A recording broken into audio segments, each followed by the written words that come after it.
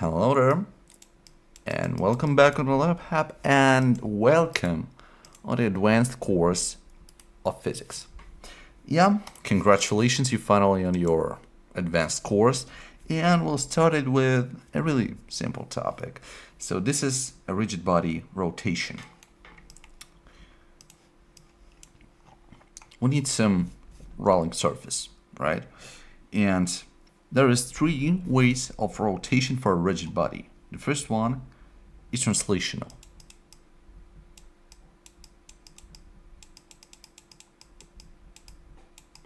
This is translational motion, and it basically goes only on the X surface.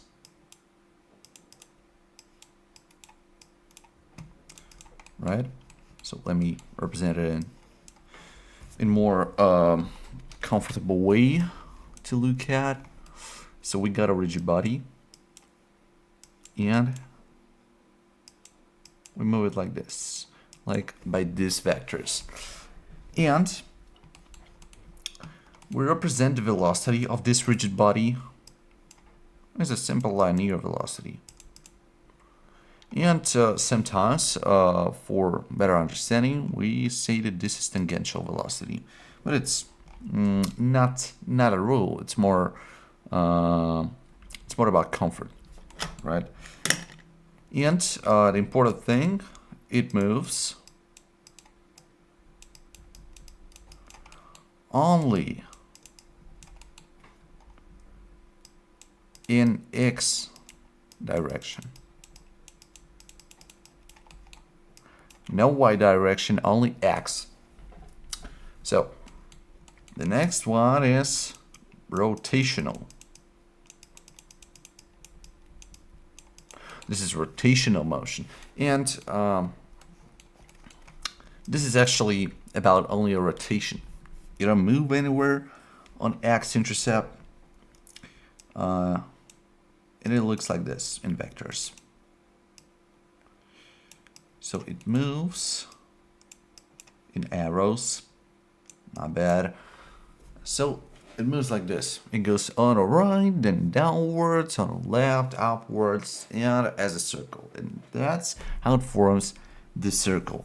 We know this kind of rotation from an intermediate course, and we know too that the angular velocity here is linear velocity divided by radius of the circle. Therefore, the velocity linear is the angular velocity times radius. And this one goes to any direction. Why? Wait, why? How it goes to any direction? Let's represent it on an outer circle.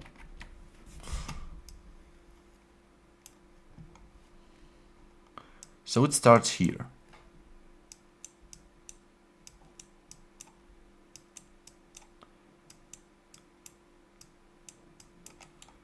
What am I trying to write? What am I representing? This is actually how rotational motion looks like in more like microscopic way. So if we look closer, we can see that this thing rotates like this. It starts at the very beginning of the circle, right? And slowly goes like on the right or on the left and rotates therefore. So this is how rotational motion works. But what about combined?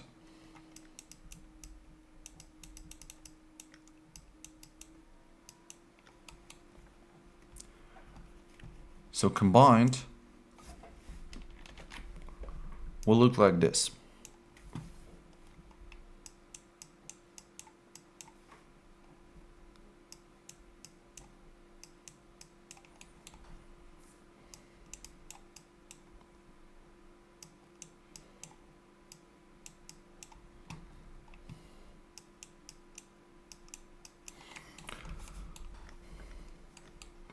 What can we see here? Yeah, sure. We see both the rotational and the translational motion.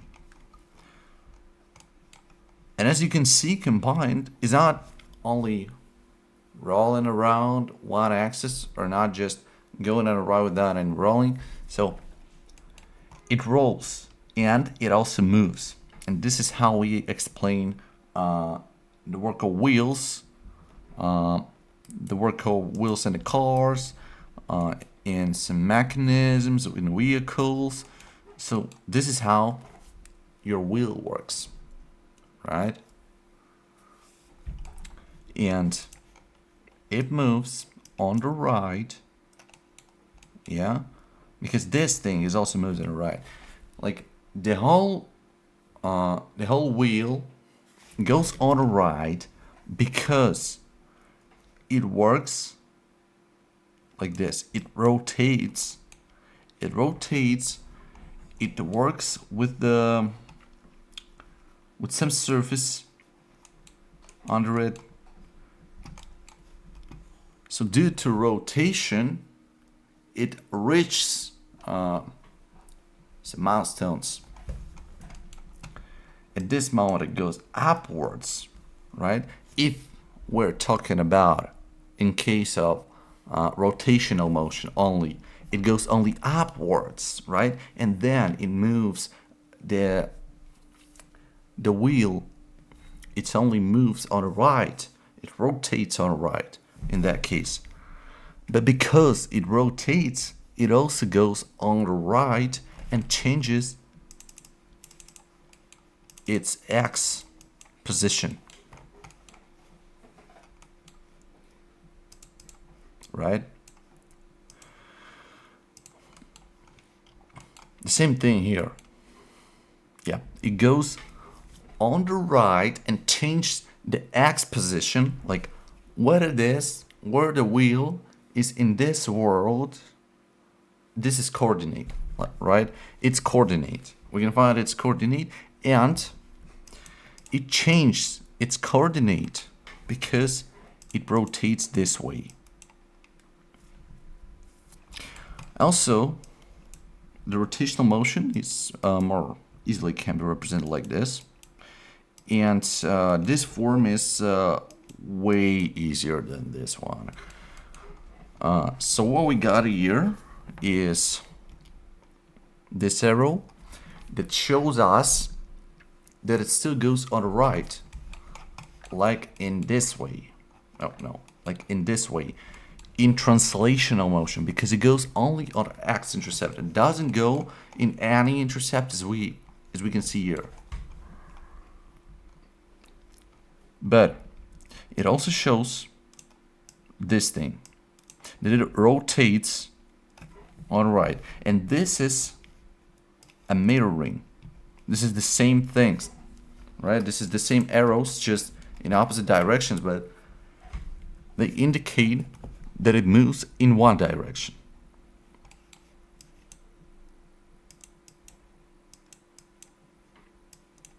I mean this. They represent a different direction, but the wheel still moves in only one direction, in one exact.